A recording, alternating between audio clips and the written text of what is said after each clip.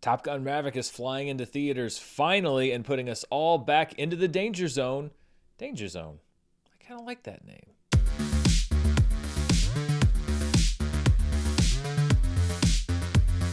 Hello, everybody, and welcome to my review of Top Gun Maverick, the last major film that was delayed due to the 2020 COVID-19 pandemic. Is it worth the wait? I've got my opinion coming up. But before I get into my thoughts on the movie, I would really be remiss if I didn't at least mention the tragic news that came out from Texas yesterday. It's the kind of tragic news that we've seen all too many times here in the United States. And it's just a reminder, really, of just how small and unimportant what I do here is. And the sad thing is there's really nothing that I can do as an individual to help this situation or to change things in the future. I think it's a frustration that a lot of people are feeling. What I can do is say that there is a link down in the description below to a database that's been put together by GoFundMe. These are verified fundraisers for the families that were affected by yesterday's tragedy in Texas. Sympathies and anything else that you can offer are woefully inadequate, but it's the best that I have.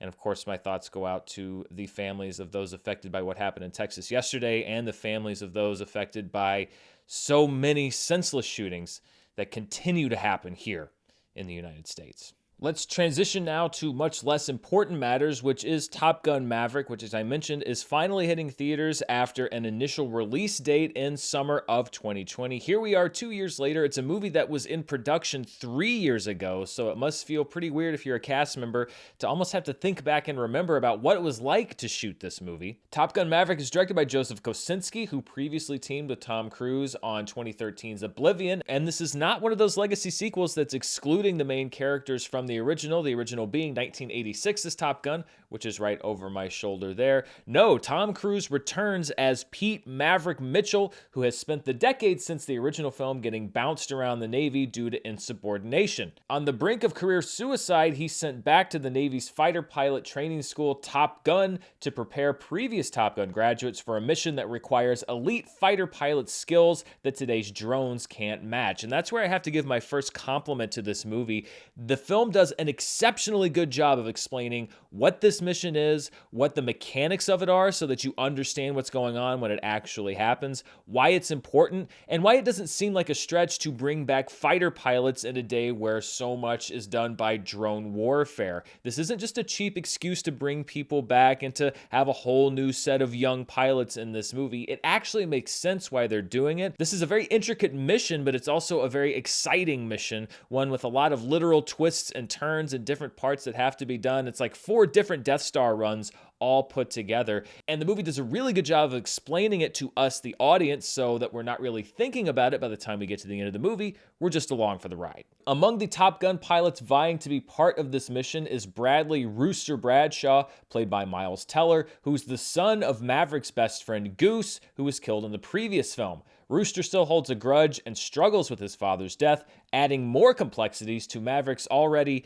dare I say it, impossible mission. The movie has a strong supporting cast, including Jennifer Connelly as a romantic interest from Maverick's past, John Hamm as Cyclone Simpson, Maverick's reluctant commander, and Glenn Powell as Hangman, a hotshot young pilot with a cutthroat competitive edge. As legacy sequels go, Top Gun Maverick is one of the best I've seen, and when I say legacy sequels, I mean these things where you bring back the cast members decades after the original film, though I do have to say that my response wasn't nearly as, for lack of a better word, orgasmic as the response of a lot of my colleagues, and that's not to say that they were wrong in responding the way that they did. As a matter of fact, Mara, who served in the Navy on the USS Enterprise, that's her actual hat from the Enterprise behind me, which is the aircraft carrier that's featured in the first Top Gun movie, loved this movie. It's her favorite movie of the year so far, and I really, really liked it. It's just that the hype is so huge right now, I feel like it might be hard for Top Gun Maverick to live up to that hype, but it's also a great thing to be coming out of a movie, and my issue with the quality of it is that I thought it was just really good instead of incredible. One thing that is incredible about this movie, though, is the filmmaking itself, because Top Gun Maverick is a stunning technical achievement, with most of its in-flight photography taking place in the air with actual planes. And in a world of CGI, it is refreshing to see practicality make a comeback. I'm sure that there are some digital shots in the movie, but I have to say that with one or two exceptions, I couldn't tell with my eye what was digital and what was real, which means that probably most of it was real. And a lot of that credit has to go to Academy Award winning cinematographer Claudio Miranda. Claudio Miranda won the Academy Award for Life of Pi. He also shot The Curious Case of Benjamin Button, Oblivion, Tron Legacy, amongst other films. And I think that he should be in the running yet again for this movie. I don't know if he will be, but he should be, because this is the type of cinematography that's often taken for granted over the more moody Nightmare Alley type stuff. But it is really incredible what kind of shots Claudio Miranda was able to get in this movie. So much of this movie depends on the look and the feel of it, and it really is an incredible achievement. I actually saw it last night. There was a Top Gun early screening event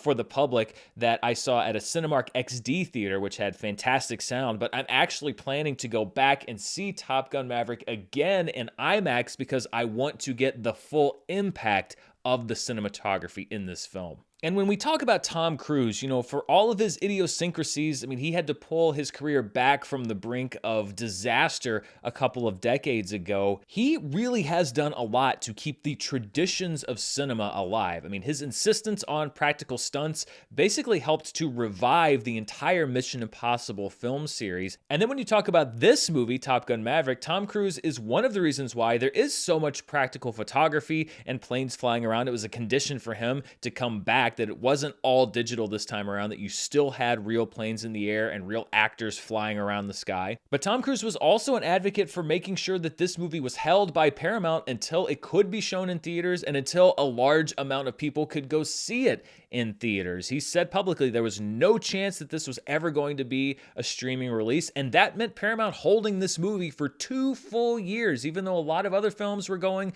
day and date digital or going out early when not as many people could go to the theater and see it. Tom Cruise knew that this was a movie for its full impact to be felt that has to be seen in a theater. And I agree. It's not something that I say a lot about films because I understand the sensitivity that not everyone's ready to go to a theater. Not everybody can afford to go to a theater. And I'm not going to say that you have to go see Top Gun Maverick in a theater. I will say, however, that I don't think you get the full impact of this film if you don't see it in a theater. When it comes to the story of this movie, this Top Gun is a lot like the first Top Gun, flaws and all. The romance subplot of this movie is even less crucial to the plot this time around than it was in the first film. And I think that the movie does coast a lot on these airborne sequences, which are stunning, rather than the groundbreaking nature of its story. But here again, I've got to give credit to Tom Cruise because he reels in a pretty standard story with a great performance. You're not watching Tom Cruise on the screen, you're watching Maverick and all of the pain that he's lived with. Obviously, the death of Goose is something that's weighed on him for 3 decades, almost 4 decades at this point. And it's not just a stock performance where he flashes the grin and becomes Tom Cruise. He is committed to the performance in this movie as much as he's committed to the stunts and the aerial photography. And I also have to say that the movie does deal with the legacy of the first film in some pretty realistic ways. There were a few cliches that I was expecting around some of the legacy characters that we actually didn't get, and I respect the movie for not taking the easy way out on a lot of those. But let's be honest, the first Top Gun didn't break a whole lot of ground story-wise. It was pretty much about character and spectacle, and that's largely the case here as well. And Top Gun Maverick doesn't really run away from its roots. I'd say the first 5 minutes of this movie are literally identical to the first 5 minutes of Top Gun, but it pays off that nostalgia in meaningful ways instead of just using it as a cheap ploy, and that's really what put it over the top. Tom Cruise and the screenwriters behind this film and Joseph Kosinski did enough to differentiate this story and to progress the story in enough ways that it doesn't seem like a retread, even though you do get things like a sports scene on the beach and a lot of the repeated soundtrack cues, etc. It's marketing in your nostalgia, but it doesn't rely on it, and that's an important distinction. Overall, I would say that Top Gun Maverick is definitely worth your time and money, and it is a throwback to a summer blockbuster that was intended to bring a room full of strangers together to laugh and clap and cheer, and that's exactly what you're going to get from this film. The airborne sequences are a marvel of technical achievement, both in production and in editing and sound design, and Tom Cruise proves why he's one of the last capital M, capital S movie stars in the world through sheer commitment and dedication to the craft. One quick note before we leave, there was a bit of a stir, if you'll remember, way back 3 years ago when the original trailer came out about Maverick's jacket. It was Jacketgate.